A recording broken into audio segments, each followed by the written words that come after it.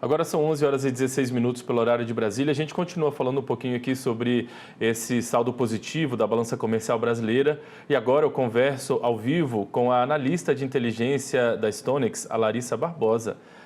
Larissa, bom dia primeiramente. Seja bem-vinda aqui com a gente. Tudo bem? Felipe, bom dia. É um grande prazer estar aqui contigo e com a audiência também. Uma satisfação nossa, viu, Larissa? Bom, vamos lá, vamos repercutir um pouquinho agora com você, então, pegar essa sua análise. Esse desempenho de agosto, vamos fazer primeiro esse recorte de agosto aqui, com saldo positivo de 6 bilhões, 6,1 bilhões, né, de dólares. Ele pode ser justificado na sua avaliação por quais fatores? Por que a gente conseguiu um saldo positivo aí nesse mês de agosto? O principal fator, pós as grandes preocupações com o tarifaço dos Estados Unidos, foi que a maior compra da China ajudou a equilibrar essa falta, então, que os Estados Unidos passaram a ter nas compras de carne brasileira. Porque quando nós começávamos as análises há quase 2 meses atrás, já com as projeções e as previsões do que poderia acontecer, estava muito claro o seguinte cenário. A China, no acumulado de 2025, é responsável por mais de 50% de todas as compras de carne brasileira. Pré-tarifaço, a participação dos Estados Unidos estava em pouco mais de 10%. Em segundo lugar, era muito importante também, mas a China era já responsável por mais da metade dessas compras, né? Com a saída dos Estados Unidos em agosto, que para não falar que eles não exportaram nada, teve um pequeno volume de envio que pode ser explicado por compras que já tinham sido feitas.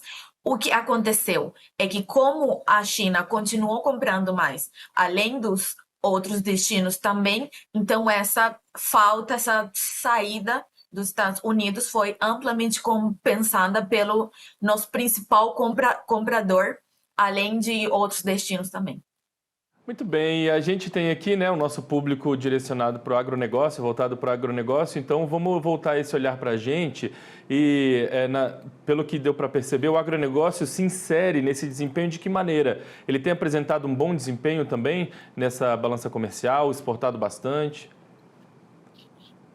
Nessa questão já depende muito qual é o perfil de cada commodity, porque no meu caso, que sigo especificamente as proteínas animais, nós já vemos como há um perfil muito diferente no que tange a quais são os destinos, por exemplo, quando nós comparamos o que é carne bovina versus frango, por exemplo, né?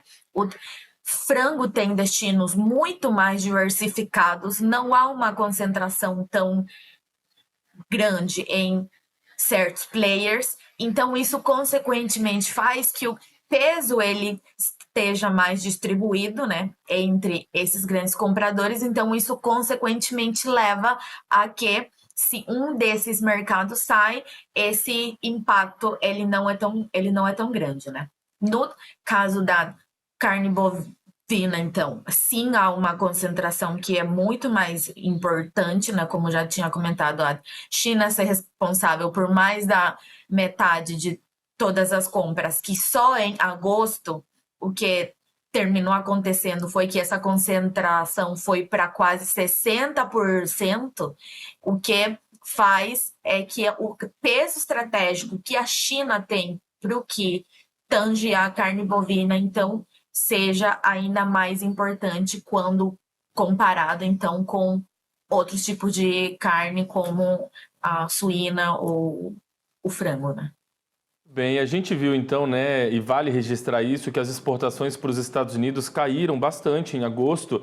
E aí, pelo que eu entendi, queria que você me corrigisse se eu estiver errado, mas pelo que eu entendi, a nossa rota principal, de fato, tem se tornado o mercado asiático, né, principalmente após essas questões então com os Estados Unidos. Com certeza.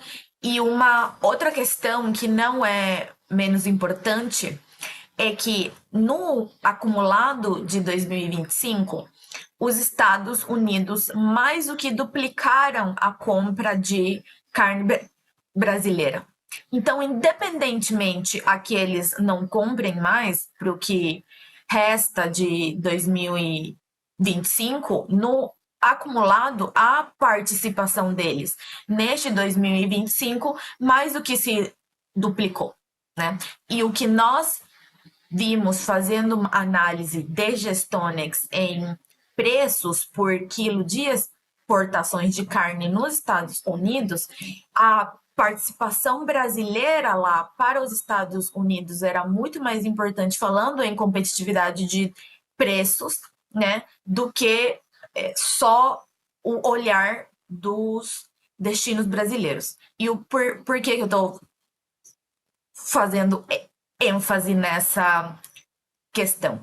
Porque até 2024, historicamente, sempre foi a Austrália quem mais vendeu carne nos Estados Unidos, com o Canadá em segundo lugar e o Brasil em terceiro.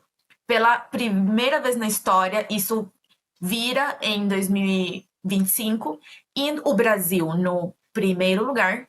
E quando nós vimos quanto que era o preço pago por essa carne, em média, a carne congelada, que era o que mais era exportado lá, né, ficava com uma média entre 4 e 5 dólares por quilo. Quando que esses mesmos preços para carne australiana ficavam entre 6 e 7 dólares e para carne canadense ficava entre 9 e 10 dólares, inclusive, né? Então, a competitividade em preços da carne brasileira era muito importante para o mercado americano, não só por uma questão de oferta e de abastecimento, mas por uma competitividade em preço também, né? Então, com a saída dessa carne brasileira, os outros dois players importantes passam a ter mais espaço lá, mas, consequentemente, a carne para os Estados Unidos passa a ficar muito mais cara também, o que abre, consequentemente, espaço para se pensar que talvez, se essa for uma tendência que continue se acentuando nos próximos meses ou semanas, essa possa ser uma porta para abertura a negociações e que a carne brasileira possa estar de volta lá para sua competitividade no próprio mercado americano, para os próprios preços deles, né? Mas o que nós já vimos, né, é que mesmo com a saída deles, a Ásia com a China na liderança absoluta, mais do que compensou essa falta dos Estados Unidos. Bem, Larissa, quero agradecer demais a gentileza de ter conversado com a gente para ajudar de uma maneira tão didática a esclarecer um pouquinho todo esse movimento, né, do mercado. Quero agradecer demais a sua participação mesmo, desejar um fim de semana aí muito bom e a gente volta a conversar em novas oportunidades, com certeza, viu? Certo, e para você também. Obrigada. Valeu, agora são